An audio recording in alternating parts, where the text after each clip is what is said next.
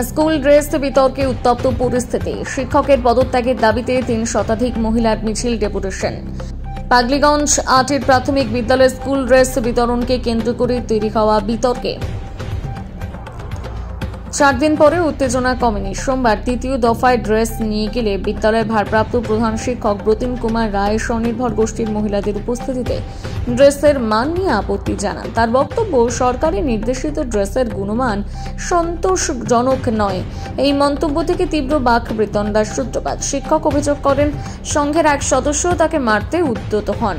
বিপরীতে মহিলা সংঘের দাবি, শিক্ষক সেদিন নেশাগ্রস্ত অবস্থায় ছিলেন এবং তাদের সঙ্গে অভব্য আচরণ করেন। এমনকি ড্রেসে রাজ্য সরকারের লোগো নিয়ে আপত্তি তোলেন বলে অভিযোগ। পরদিন মহিলা সংঘের পক্ষ থেকে ব্রতিনবাবুর বিরুদ্ধে পাতিরাম থানায় লিখিত অভিযোগ দায়ের করা হয়, কিন্তু 3 দিন পেরিয়েও জেলা প্রশাসনিক কোনো ব্যবস্থা না হওয়ায় আজ প্রায় 3 শতাধিক মহিলা পাতিরাম পথসাথী প্রাঙ্গণ থেকে 1.5 কিলোমিটার দীর্ঘ বিক্ষোভ মিছিল করে বালুরঘাট পূর্ব চক্রের অফিসে পৌঁছন। স্লোগানে উত্তাল মহিলাদের একটাই দাবি, ব্রতিন রায়ের পদত্যাগ এবং তার বিরুদ্ধে করা প্রশাসনিক ব্যবস্থা। সংঘের প্রধান লাইলা আরজু অভিযোগ করেন, ড্রেসের কাপড় কাটিং সব উপর থেকে আসে, আমরা শুধু সেলাই করি, লোগো দিয়ে প্রশ্ন তোলা অযৌক্তিক, আর শিক্ষক আমাদের অপমান করেছেন। বালুরঘাট পূর্ব চক্রের এসআই মৃন্ময় সরকার ফোনে জানান, লিখিত অভিযোগ পেলে দপ্তরে পাঠানো হবে। অন্যদিকে ব্রতিন রায় বলেন, তিনি ইতিমধ্যে কর্তৃপক্ষকে নিজের বক্তব্য জানিয়েছেন। মহিলার সঙ্গে সুদীপ্তা চক্রবর্তী, পূর্ণিমা মণ্ডল, রিঙ্কি সাহা, মৌসুমী সরকার সহ অন্যরা হুঁশিয়ারি দেন, শিক্ষকের বিরুদ্ধে ব্যবস্থা না নিলে 5,000 মহিলা নিয়ে আরো বৃহত্তর আন্দোলন হবে।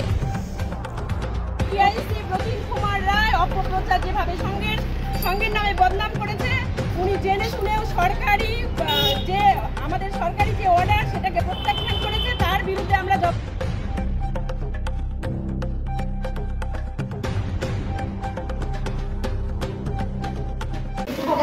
আজকে আপনারা স্বনির্ভর গোষ্ঠীর মহিলার পক্ষ থেকে সকলে মিলে প্রায় 3 শতাধিক মহিলারা আজ আপনারা এই এসআই অফিসে এসেছেন, কি কারণে এসেছেন? আমরা আমাদের অপমান, মানে মহিলাদের প্রতি যে অপমান হয়েছিল গত শনিবার, সেই দিনটা ছিল 29 তারিখ, 30 তারিখ, সেই তারিখে আমাদের পূর্ণিমা মণ্ডল দিদি 8-এর প্রাথমিক বিদ্যালয়ে আমাদের যেমন আমরা প্রতিনিয়ত যেমন আমরা প্রত্যেকটা স্কুল ইউনিফর্মগুলো দেই, সেকেন্ড সেট না দেই, সেই সময় সেই অবস্থায় উনি গিয়েছিলেন হচ্ছে পূর্ণিমা মণ্ডল ওই প্রাথমিক বিদ্যালয়ে স্কুল ড্রেস দিতে। সেখানে ব্রতিন কুমার রায় থাকেন, উনি বলেন যে এই কাপড় আমরা নেব না, এই কাপড় ভালো না, আমি নেব না, রিসিভ করবো না। উনি কি শিক্ষক? উনি হচ্ছেন টিআইসিতে আছেন, উনি নতুন জয়েন করেছেন 6 নভেম্বর। উনি হচ্ছেন ব্রতিন কুমার রায় টিআইসি। কোন স্কুল? উনি 8-এর প্রাথমিক বিদ্যালয়। আচ্ছা, সেখানে তিনি পূর্ণিমা মণ্ডলকে জানান যে এই ড্রেসটা আমরা নেব না, আমাদের ভালো লাগেনি, এই কাপড়টা হচ্ছে পলিস্টার, এই ধরনের কিছু একটা বলেছিলেন। তারপর ওনার সঙ্গে কিছু কথা কাটাকাটি হয়, সেই অবস্থায় কাপড়গুলো রেখে চলে আসে পূর্ণিমা মণ্ডল। তখন উনি কি করেন, ওই কাপড় একটা করে ভিডিও করেছেন, ভিডিও করে উনি রীতিমতো লিখিত দিয়ে ওনার ঊর্ধ্বতন কর্তৃপক্ষকে জানায়। সেই সময় জানানোর পর সেটা চলে যায় ডিস্ট্রিক্ট থেকে ডিএম হয়ে আমাদের থ্রু হয়ে আমাদের ডিআরডিসি অফিসে। সেখানে যে আমাদের অমিতাভ ভট্টাচার্য, আমাদের ডব্লিউডিও স্যার যিনি আছেন, উনি আমাকে ফোন করেন, ফোন করে বলে যে লাইলা, তোমার হচ্ছে প্রাথমিক বিদ্যালয়, তোমার এলাকায় প্রতিরাম 8-এর প্রাথমিক বিদ্যালয়ে এরকম একটা ঘটনা ঘটেছে, তুমি কি জানাবেন? না স্যার। তখন উনি আমাকে ভিডিওটা পাঠায়, সেই ভিডিও দেখেই আমি সঙ্গে সঙ্গে পূর্ণিমাদিকে ফোন করি। পূর্ণিমাদি বলে, হ্যাঁ এরকম কথা কাটাকাটি করেছি, কিন্তু আমি ড্রেসগুলো রেখে আসছি, আমি বলেছিলাম নিয়ে আসলে ভালো হতো, উনি যখন নেবেন না বলেছেন। ঠিক আছে, কোনো ব্যাপার নয়। স্যার তখন করলেন কি, রবিবারের দিন ছুটি ছিল, সেই জন্য উনি সোমবার ডিস্ট্রিক্ট ডিএলটি হৃদয় কুমার বর্মন এবং আমাদের সঙ্গ সময়ের তরফ থেকে যেতে বললেন স্কুলে ভিজিট করার জন্য, এবং সেটা সম্পূর্ণ ডিস্ট্রিক্টের নির্দেশে। আমরা সেখানে গিয়ে পৌঁছাই ঠিক 11:15টার দিকে। স্কুল তখন বন্ধ ছিল। সে সময় স্কুল খোলা হলো, একজন টিচার আসলেন। আসার পর উনি আমাদের পরিচয় জানতে চাইলেন, আমরা আমাদের পরিচয়টা বললাম, বলার পরে উনি বসিয়ে দিলেন। বসতে দেওয়ার পর আধা ঘন্টা পর টিআইসি ব্রতিন কুমার রায় উনি আসলেন, এসে আমাদেরকে দেখলেন। প্রথমত উনি মহিলা, মানে আমাকে দেখে একটু রেগে ছিলেন, কিন্তু ওনার চোখগুলো প্রচণ্ড লাল রেগেছিল, আমি জানি না কেন। তারপরে পরেই বুঝতে পারলাম ব্যাপারটা, বসতে বললেন, আমি বসলাম, বলার পরেই উনি বললেন যে হ্যাঁ এরকম একটা ঘটনা ঘটেছে। ইনি আমাকে ফোন করেছিলেন, ইনি পরিচয় দিয়েছেন লায়লা ম্যাডাম, সঙ্গের নাকি নেত্রী, এনার নাম লায়লা। উনি আমাকে ফোন করেছিলেন কেন আমি এটা ভিডিও করে উপর লেভেলে কেন জানালাম। আমার মনে হয়েছে, আমার ইচ্ছে হয়েছে আমি জানাবো। আমার নামে যদি কমপ্লেন থাকে, উনি যদি কোনো কমপ্লেন করেও থাকেন তাতে আমার কোনো যায় আসে না। উনি ওনার কমপ্লেনগুলো ওনার গলায় তাবিজ করে ঝুলিয়ে নেবে রাখে এই ধরনের। এখন আপনাদের কি কি অভিযোগ রয়েছে?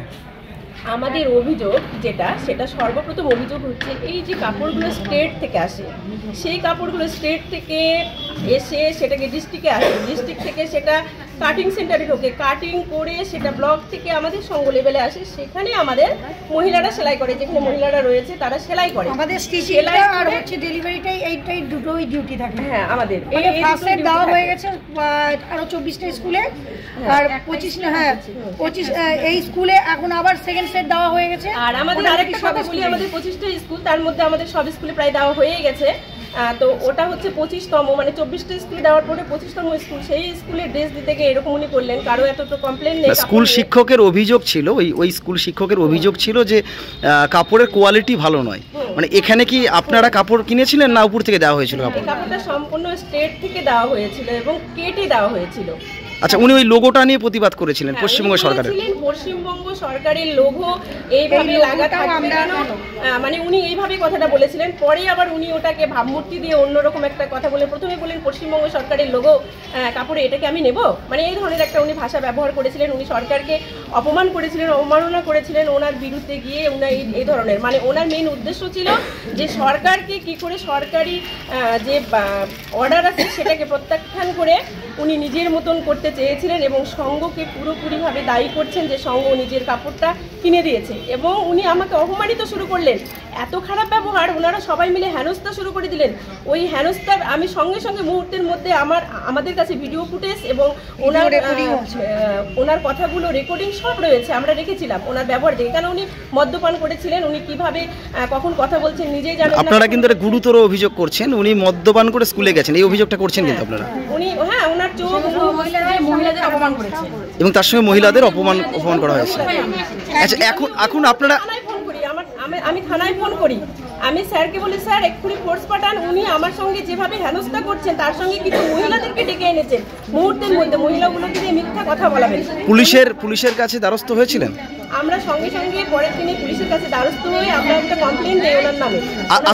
আজকে আপনারা এসআই অফিসের কাছে, মানে এসআই সাহেবের কাছে কি চাইছেন? এটাই জানাতে এসেছি ওনার নামে ধিক্কার, যে মহিলাদেরকে অপমান করা, মহিলাদের সরকারের বিরুদ্ধে সরকারের অর্ডারকে প্রত্যাখ্যান করা এবং আমাদের সঙ্গের নামে অপপ্রচার এবং স্কুল শিক্ষকতা তিনি করেছেন নেশাগ্রস্ত অবস্থায় আমরা দেখেছি। আমাদের কাছে আরও কিছু ফুটেজ রয়েছে, ওখানকার ছেলেপেলেদের ফুটেজ রয়েছে। তিনি স্কুলে বাচ্চাদেরকে ঝাড় দেওয়াচ্ছিলেন, ওনারাই বলছিলেন যে প্রথমে মাস্টারমশাই আমাদেরকে ঝাড় দেওয়ায়, আমরা ঝাড় দেই, তারপর আমরা পড়াশোনা করি। এর সমাধান যদি না হয় তাহলে আপনারা কি করতে চাইছেন? আমরা আজকে শতাধিক মহিলা আছি, এরপরে আমার 5000 মহিলাকে নিয়ে বৃহত্তর আন্দোলন করব ওনার বিরুদ্ধে। ওনার টিআইসি পদটাকে বাতিল করা হোক, কারণ উনি যোগ্যতাই নেই ওনার শিক্ষকতা আছে কি? একজন শিক্ষক হিসাবে কিভাবে একজন মহিলার সঙ্গে কথা বলতে হয় বা কি আচরণ করতে হয় সেটা ওনার এখনো জানা নেই। আপনার নাম? আমার নাম সুদীপ্তা চক্রবর্তী। হ্যাঁ, আর আমি এই সংঘেরই একজন কর্মী। আপনার নাম? আমি লায়লা আরজু, আমি সংঘ সমবায়ের সেক্রেটারি। ঠিক আছে, ধন্যবাদ।